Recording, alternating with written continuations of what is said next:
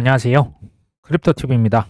이번 시간에는 2025년 크립토 시장 10가지 예측에 대해서 말씀을 드려볼까 합니다. 그 전에 트럼프 밈코인이 되게 유행이 됐었는데 이제 그 영부인이 됐겠죠. 멜라니아 트럼프. 여기도 밈코인을 어제 다들 말씀을 해주셔서 알고 계실 겁니다. 출시를 했습니다. 이게요, 가격이 수천 퍼센트가 상승을 했다가 또 수십 프로 이렇게 폭락을 했다가 들쑥날쑥하죠. 이제 이게 또 화제가 됐었습니다. 자, 메사리라고 하는 코인 데이터 분석 업체의 대표는 이거 지금 트럼프 코인, 멜라니아 밈 코인 출시한 사람은 해고해야 된다. 이런 얘기까지 했습니다. 이들은 자신이 뭘 하고 있는지를 모르고 지지자들의 돈, 선의를 낭비시켰다. 그러니까 트럼프가 이제 코인 업자들에게 이용당했다. 이런 얘기가 되겠죠. 이제 트럼프 일가의 밈코인 출시에 소위 이제 그 attention is money거든요. 그 SNS나 이렇게 관심을 딱 집중받는 거. 이게 이제 돈이 우르르 몰리기 때문에 상대적으로 이 밈코인에 몰리니까 그 외 다른 알트코인 직격탄을 맞았다. AI, 에이전트다, 디파이다, 레이어 1이다. 다 이제 관심을 못 받고 오히려 이제 좀 많이 하락을 했던 기억이 나네요. 저는 이제 그때 좀 일부 하락했던 코인들을 조금 더 줍기는 했습니다. 소위 이제 이런 반대 매매의 기회는 사실 상승장의 중간에도 계속 될 것으로 예상을 합니다. 어떤 이제 분석이 또 있습니다. 트럼프가 위헌, 그러니까 헌법에 위배되는 것을 피하기 위해서 취임 전에 밈코인을 출시했다. 그러니까 이제 하루 더 기다렸으면 헌법이 위반이고 탄핵이 될 수도 있었다. 또 이런 논조도 있습니다. 그리고 코인베이스의 전 CTO 발라지라고 있는데요. 이 도널드 트럼프가 모든 미국 시민에게 트럼프 그때 그 엄청나게 올랐던 밈코인을 에어드롭 하는 것을 제안하고 있다. 지금 이런 얘기를 합니다. 트럼프 지지 유권자, 그러니까 본인을 뽑아준 사람에게 $100씩 그냥 트럼프 코인으로 뿌리면 이들에게 보상을 줄 수 있다라고 얘기를 하는 거죠. 사실상 이게 비판을 하는 겁니다. 이제 매표라고 합니까? 이제 돈 주고 표를 산다는 게 어제 오늘의 일은 아닙니다. 근데 이제 좀 노골적이다 하는 생각이 들죠. 너에게 돈을 줄 테니 너희들은 나에게 표를 다오. 앞으로 하나의 어떤 트렌드가 되지 않을까 조금 우려스럽죠. 바이낸스는 사실 중국계 거래소이거든요. 갑자기 트럼프, 이 밈코인이 무기한 선물이 상장이 되고요. 미국 기업이죠. 로빈후드에도 트럼프가 이 밈코인이 현물 상장이 됩니다. 포브스라고 하는 곳에서 이제 법학 교수가 트럼프의 밈코인이 증권성에 부합이 돼서 위법의 소지가 있다. 소위 이제 하위 테스트라고 예전에 기억나십니까? 4가지의 그 기준이 있는데 금전 투자, 공동 사업, 투자자 이익에 대한 기대, 타인의 노력 이 4가지에 정확하게 부합이 되고 있다. 근데 이제 읽어보시면 이게 참 다 맞는 얘기입니다. 그러니까 이게 이제 법적으로 문제될 소지가 있거든요. 그럼 바로 트럼프는 재판정에 서야만 할까요? 뒤에 보면 재밌습니다. 트럼프 밈코인 판매 이 밑에 보면 그 terms and conditions라고 이제 약관이라고 있잖아요. 보험에도 약관이라는 게 있고 깨알같이 적혀 있는 거. 뭐라고 적혀 있나? 여기에요. 그 코인을 판매하고 관련된 책임을 제한하고 소송 포기 등 쉽게 말하면 나는 책임 없습니다라는 면책 조항이 포함이 되어 있는데 여기에 굉장히 구체적으로 적혀 있어요. 귀환은 법이 허용하는 한도 내에서 귀환은 적용 대상 당사자를 상대로 제기할 수 있는 모든 청구, 분쟁, 논쟁과 관련하여 어떠한 집단 소송도 할 수 있다 없다? 없다. 여기에 동의합니다. 이것을 해야 이 코인을 이제 살 수가 있었다는 얘기가 되겠죠. 역시 이 협상과 법에 굉장히 밝은 트럼프답다라는 저는 생각을 했습니다. 어찌됐건 저는요, 코인 관련해서 처음에 이게 좋은 줄 알았더니 가면 갈수록 가관이 되고 있죠. 저는 뭐 사실 기억하시는 분 계시겠지만 작년부터요. 트럼프는 이 코인에 대한 말을 또 뒤집을 수 있다라고 말씀을 드린 바가 있습니다. 어떤 분들은 그래도 공약인데 뭐 이제 비트코인을 팔지 않겠다, 뭐 100만 개를 사겠다 이런 거 있지 않습니까? 근데 어떤 분들은 안 믿을 수도 있고 어떤 분들은 그럴 수도 있겠다. 근데 제가 지난 뭐 한 11년간 봤던 소위 세력이라고 하는 친구들이 말을 이렇게 손바닥 뒤집듯이 뒤집을 때는요. 항상 그럴듯한, 그러니까 거부할 수 없는 항상 뭔가 명분이 있었어요. 제가 예를 들어볼까요? 2020년 돈을 찍을 수밖에 무제한 달러 발행에 대한 명분이 뭐였습니까? 코땡땡이죠. 근데 결과적으로 코땡땡 이렇게 돈을요 무제한으로 찍으면 어떤 현상이 필연적으로 발생하냐면 부익부 빈익빈이 정말 급속하게 가속화됩니다. 그 다음에 2년 정도 지났을까요? 2022년 돈을 완화했는데 이제는 급격하게 뭐 자이언트 막 스텝으로 연속 몇 번씩 그때 금리를 연준해서 올렸잖아요. 긴축을 해야 한다는 명분이 그때 뭐였습니까? 인플레이션이었죠. 아니 그 정도로 돈을 풀었는데 물가가 안 오르고 버티겠습니까? 그때 어떤 일이 발생했습니까? 영끌족들, 중산층, 서민층이 우르르 무너져 내렸습니다. 근데 이제 고금리라고 하는 게요. 사실 미국에서 아직도 금리가 좀 높은 편이거든요. 이것을 오래 유지하면 보통은 안 좋은 것이다라고 생각을 합니다. 근데요. 비투족들, 어떤 사람들에게 특히 안 좋습니까? 빚이 많은 사람입니다. 연금 생활자 혹은 뭐 중산층, 서민층, 자영업자 이런 분들에게 고금리는 별로 좋지가 않습니다. 근데 고금리는 그럼 누구한테 좋을까요? 채권자죠. 채무자가 아니고 채권자. 그러니까 부자들이죠. 뭐 주식을 갖고 있건 그냥 그 돈을 은행에만 맡겨도 5%, 채권만 사도 5% 이자 주잖아요. 엄청난 이자 소득을 다 가져갔던 겁니다. 누가요? 부자들이 가져갔겠죠. 그러니까 이걸 제가 말씀드린 이유는 내 관점에서만 경제의 모든 현상들을 해석하려고 하면요. 세상을 이해하기가 어렵습니다. 제가 항상 그들의 관점에서 바라보라고 말씀을 드리는 이유입니다.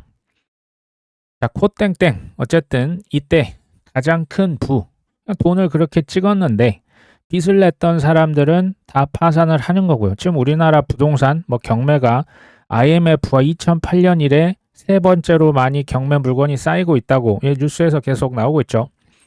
하지만 이제 이때는 소위 이제 어디에 자산에다 묻어둔 사람들은 일시에 부가 어마어마하게 늘어날 수밖에 없는 구조입니다.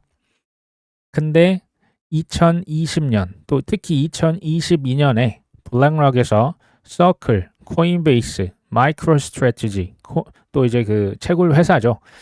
이런 데다가 투자를 수천억씩 해놨던 거 기억나십니까? 이런 친구들 전통금융 피델리티 뱅가드가 ETF 안 한다고 하지만 채굴 회사, 코인베이스, 로빈후드 다 안 들어간 데 찾기가 더 쉽습니다. 그렇다면 2024년, 2025년 코인을 띄우는 게 당연한 거 아닙니까? 하락장에 싸게 지금 소위 말한 비트코인을 비롯한 인프라를 싹 다 장악을 했잖아요. 그럼 코인을 띄우는 게 당연한 겁니다. 대신에 이제 갬슬러는 이제 그 억눌렀던 측면이라면 트럼프는 이제 그 선수 교체가 된 겁니다. 저의 예측은 또 한 번 매우 그럴듯한 명분으로 코인판을 폭등을 먼저 시켜야죠. 코인 폭등 이후에 또 뒤집을 겁니다. 소위 이제 밑장을 뺀다는 표현을 씁니다. 예를 들면 저는 이제 미래를 모르기 때문에 비트코인 비축 자산 없던 일로 될 수도 있고요. 심지어 미국 정부 마이크로스트래티지에서 비트코인을 팔 수도 있다라고 저는 생각합니다. 그 마이클 세일러한테 누가 물어봤어요. 그 마이클 세일러 그 대주주 거기에서 비트코인을 팔라고 하면 비트코인 파실 건가요? 라고 누군가 질문했거든요. 마이클 세일러가 뭐라고 했는지 기억하십니까? Yes라고 답합니다. 대주주가 팔라고 하면 무조건 팔아야 된답니다. 그러면 이 대주주맘이란 얘기네요. 대주주가 누군지 제가 뒤쪽에서 다시 한번 확인을 해 보려고 합니다. 마이크로 스트래티지 마라홀딩스는 채굴 회사죠. 굉장히 큰 회사입니다. 트럼프와 함께 밥을 먹었다. 아무나 이렇게 뭐 테이블에서 뭐 밥을 먹을 수가 실은 없어요. 마이크로 스트래티지, 코인베이스, 서클, 뭐 대형 채굴 회사들. 실은 제가 괄호 열고 닫고 리플이라고 적었죠. 리플도 트럼프와 독대한 사이들 아닙니까? 리플을 뭐 소송해서 뭐 SEC라고 보시면 안 됩니다. 어찌됐건 이 뒤에 다 누가 있습니까? 블랙락, 피델리티, 뱅가드, 골드만삭스, JP모건이 있는 겁니다. 대통령에게 힘을 쓴 자들, 로비한 자들이 겉에서 보면 코인 회사잖아요. 근데 알고 보면 누구다? 월가의 전통 금융이 이미 10수년 전부터 손 썼던 것을 지금 그냥 열매를 거둘 시점이 이제 오고 있다. 그냥 이렇게 보시면 됩니다. 마이크로 스트래티지의 대주주 보시면 뱅가드라고 있죠.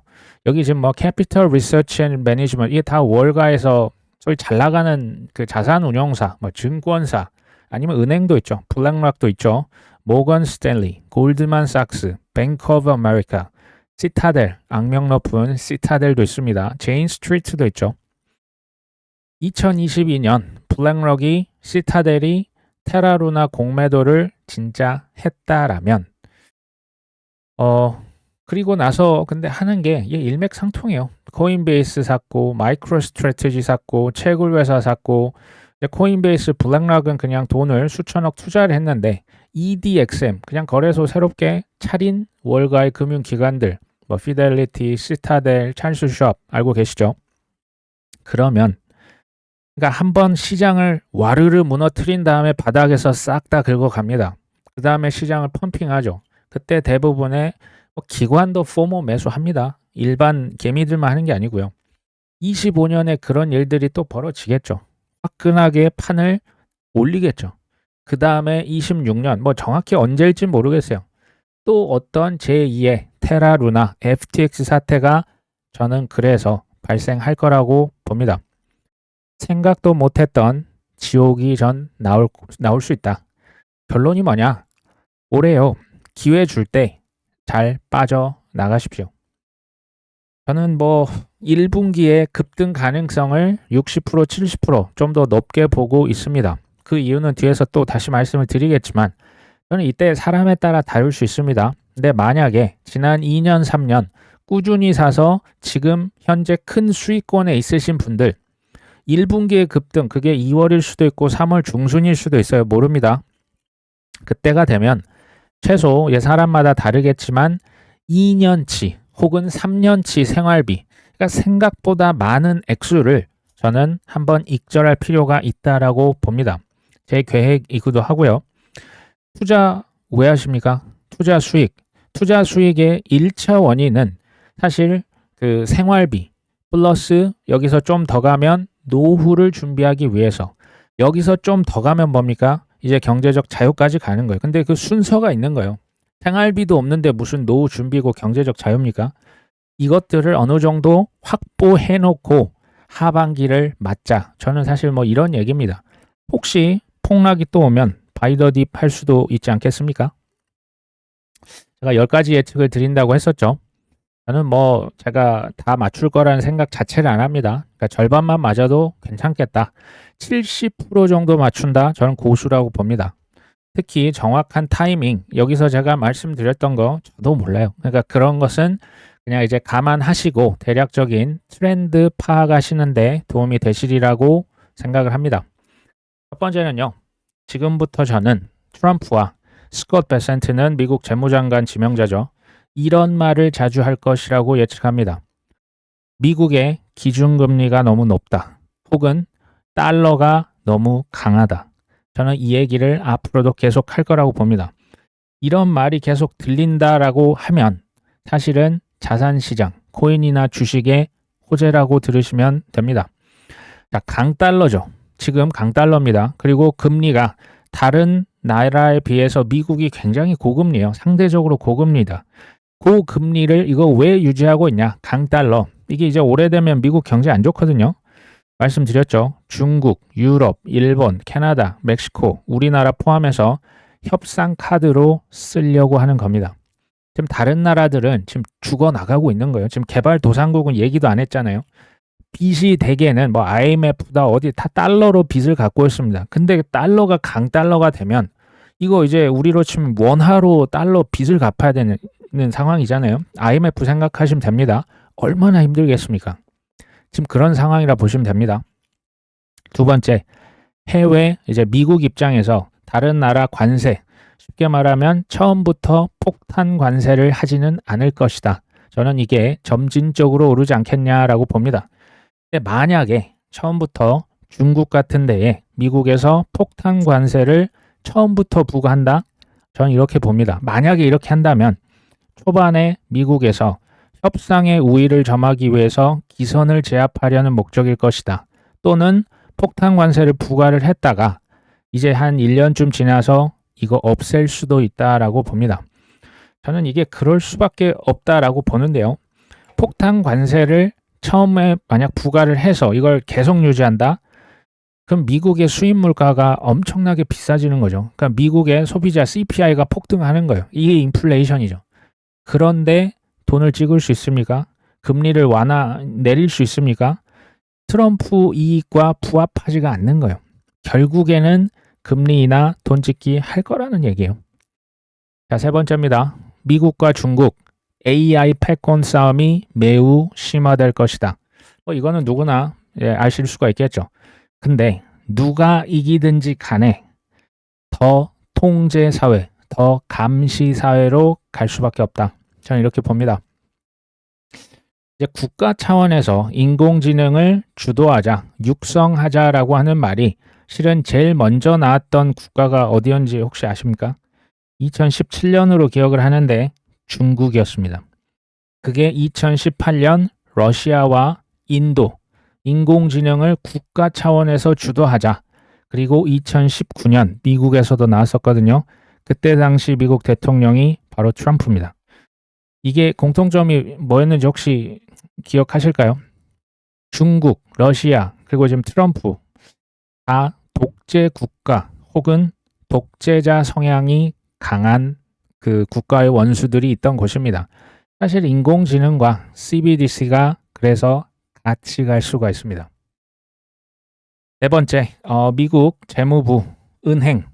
그러니까 앞으로는요, 그러니까 올해죠. 미 연준을 통해서 유동성을 늘리는 것보다 미국 재무부를 통해서 이제 재무부는 은행과 함께 그 유동성을 더 많이 늘릴 것이다라고 저는 보고 있습니다. 여기에 주인공이 누구냐? 이게 바로 스콧 베센트예요. 미국의 재무장관입니다. 쉽게 말하면 그 헤지펀드의 대부입니다. 저기 뭐 조지 소로스였습니까? 뭐 인턴부터 이 성공적인 레전더리 인베스터예요. 그러니까 미 국채로 숏도 치고 롱도 쳐서 큰 돈을 벌었던 그 생리를 너무나 빠삭하게 잘 알고 있는 사람입니다. 미 국채, 장기채, 단기채 이걸로 유동성을 늘렸다 줄였다. 그러면서 서서히 이제 유동성을 결국 돈을 풀 거거든요. 이것을 제대로 하려면 스콧 베센트가 적임자인 거예요. 그러니까 혹시 이거 들어보신 적 있죠? 미국의 뭐 드러큰 밀러다, 헤지펀드의 거장들이 미국의 장기 국채 숏을 치고 있었다. 기억나십니까?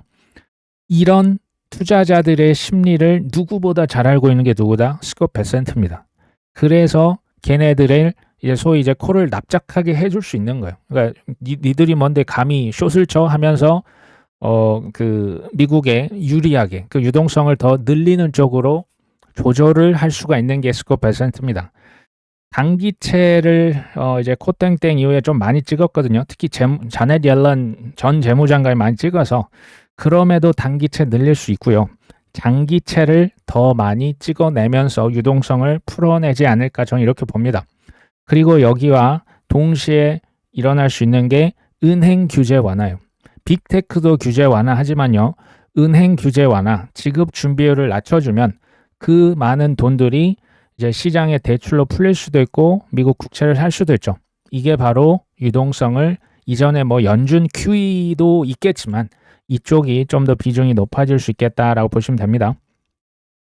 저는 미국에서 다른 나라 국가들을 상대로 협상하잖아요. 뭐 이제 관세다, 무역이다 여러 가지 이점을 얻어간 다음에 QE를 다시 미국에서 진행할 것이다. 근데요, 예전처럼 국채 사서 돈 찍어서 막 그냥 시장으로 푸는 이런 방식은 저는 아닐 거라고 봐요. 왜냐하면 이거에서 2008년도에 욕을 너무 많이 먹었습니다. 부익부 빈익분 했잖아요. 대놓고 이 QE를 하지는 못하고, 그러니까 QE는 QE인데 다른 종류죠. 예를 들면 23년 3월 미국의 은행 위기가 왔을 때 뭐 BTFP입니까? 겉으로는 금리 인상하면서 재무부에선 돈 써서 대출로 은행들한테 싸줬잖아요. 그런 식이요. 일반인들이 눈치를 잘 채기 어려운 QE가 될 겁니다. 자, 미국이 어쨌든 QE로 돌아선다면 그 다음에 누군가 만세를 부릅니까? 중국, 유럽, 일본, 뭐 저 이제 다른 나라 경제 어려운 국가, 이제 우리도 그 머니 프린터 돌릴 수 있는 거예요. 강달러에서는 못 돌렸었잖아요. 눈치 보다가 미국이 QE를 결국 돌아설 것이고, 그 다음에 뭐 중국, 유럽, 특히 국가들의 경제가 굉장히 안 좋은 국가들 있죠.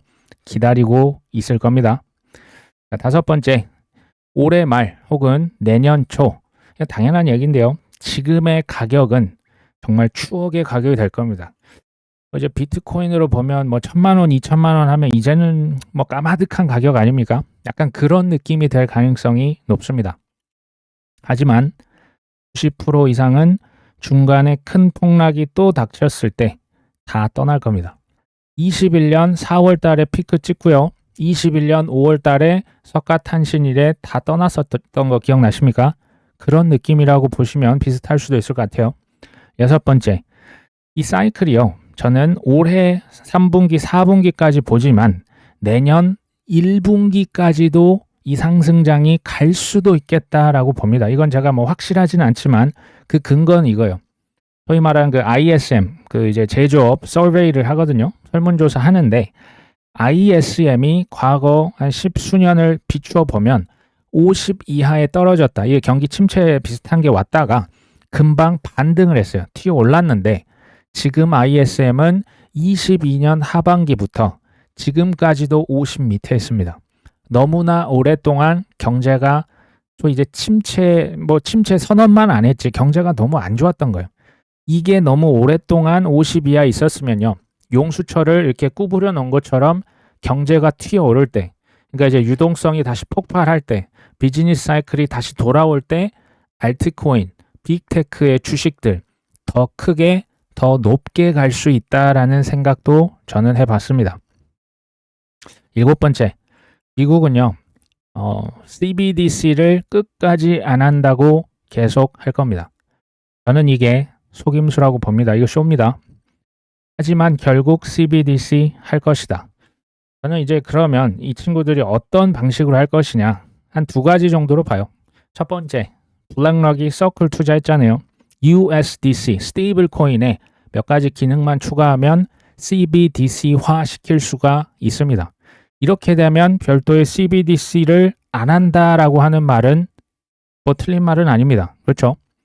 이게 아니면요. 진짜 CBDC를 한다면 제2의 팬데믹이 나올 겁니다. 제2의 팬데믹이 나오면 뭐 지금도 힘든데 다 쓰러지겠죠. 뭐 자영업자, 비투족들 다 쓰나미가 돼요. 그래서 이제 결국은 저기 뭐 인공지능, 메타버스 이쪽으로 결국 넘어가는 그 과정에 있거든요. 지원금, 너 너무 힘든데 국가에서 돈을 준답니다. 안 받을 사람이 있습니까? 취업이 안 돼요. 지금 뭐 로보틱스 나와서 이제 뭐 인공지능이랑 일자리 점점 없어질 거잖아요.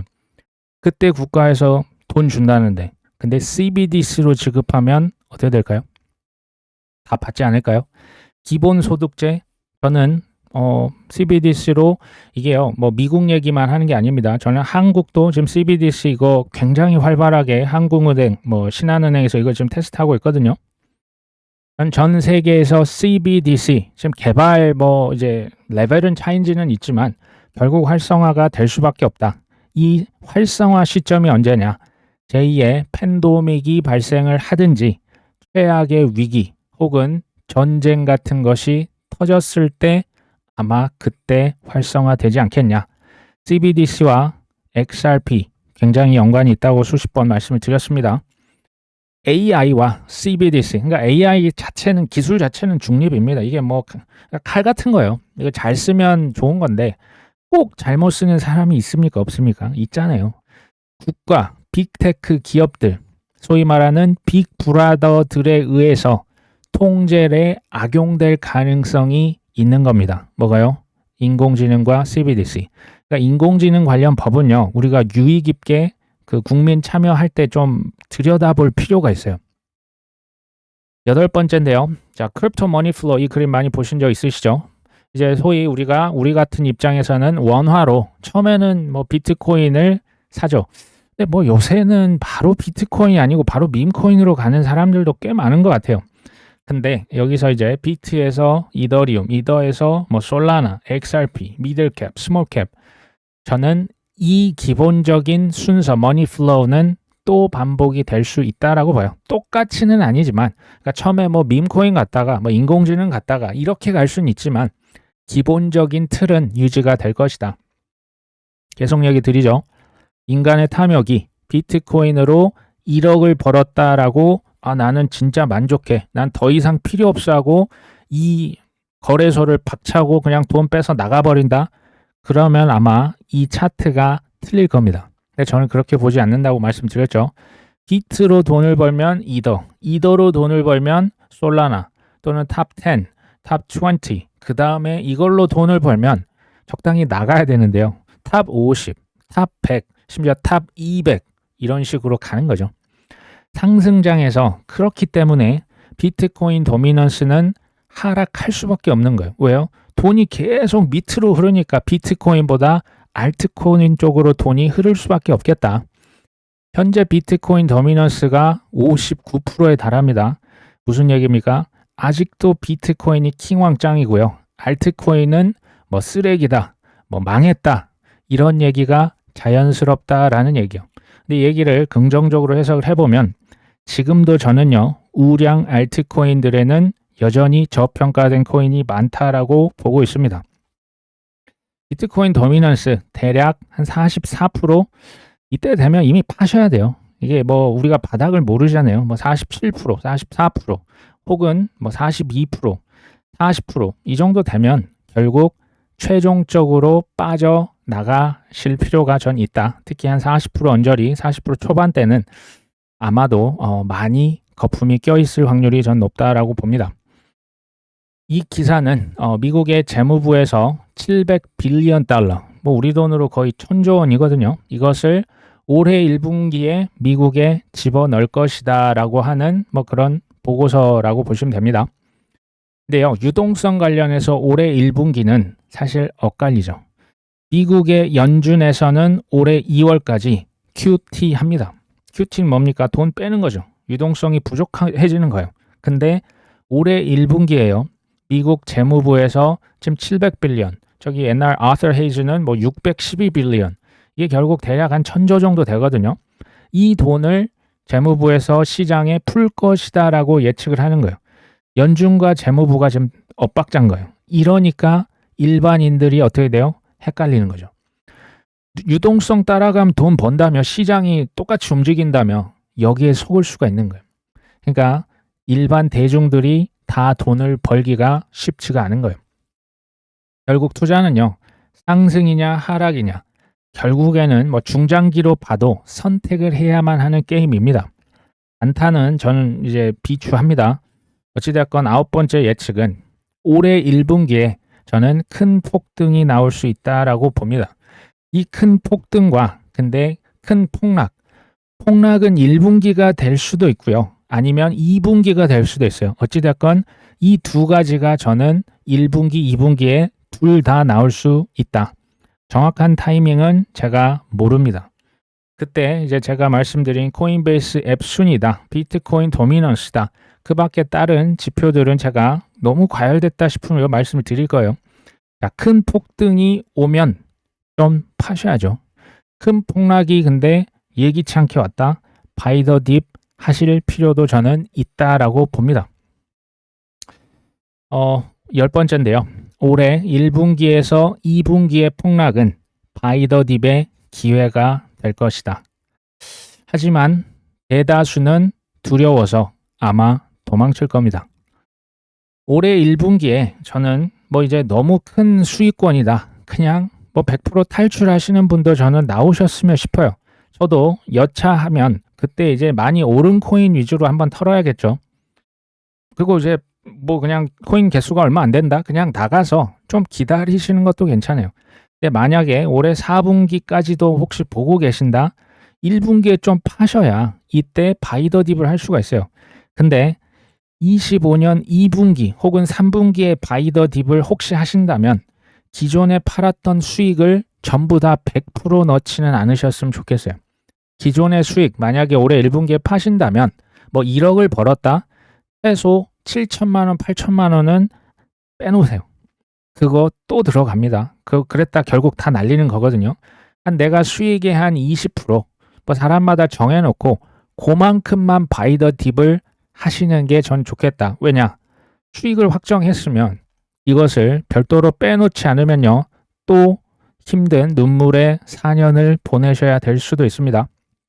언제든 말을 그들이 바꿀 수가 있고요. 테더 퍼드, 마운트 곡스 퍼드, 미국 정부 퍼드, 마이크로 스트래티지 갑자기 뭐 코인 미안하다, 나 지금 대주주가 팔라고 해서 팔아야 된다. 안 그런다는 보장 있습니까? 그렇기 때문에 저는 조금 보수적으로 하셨으면 좋겠어요. 25년은 매우 큰 기회도 있고요. 매우 큰 위기도 있습니다. 우리가 정신 차려야 됩니다. 코인파는요. 이게 B2를 내가 한다? 저는 사실 B2, 이거 완전 비추입니다. 이게 심리적으로 전 지고 들어간 게임이라 보거든요. B2를 근데 안 해도 막 그냥 마음이 쫄깃쫄깃하고 자칫 잘못하면 이 오징어 게임 됩니다. 오징어 게임 참여를 하는 순간 그냥 거의 죽어서 나온다 보시면 돼요. 이거 안 하셨으면 좋겠습니다. 특히 올해죠. 그리고 길게 보면 지금부터 5년 인생 기회 맞습니다. 바이 더 딥을 하시는 거 외에는 정말 전 아무것도 웬만하면 안 하셨으면 좋겠고요. 구체적으로 나중에 큰 어떤 폭등이 나오기 전까지는 내 우량 코인들 잘 지키십시오. 이거를 뭐 어디 뭐 개인 지갑 하다가 날리는 분도 많이 봤고요. 해외 거래소 하다가 날리는 분 많이 봤습니다. 저도 한두 번 날려봤고요. 자기 코인을 잘 지키십시오. 오늘 방송 여기까지 합니다. 끝까지 시청해 주셔서 감사합니다.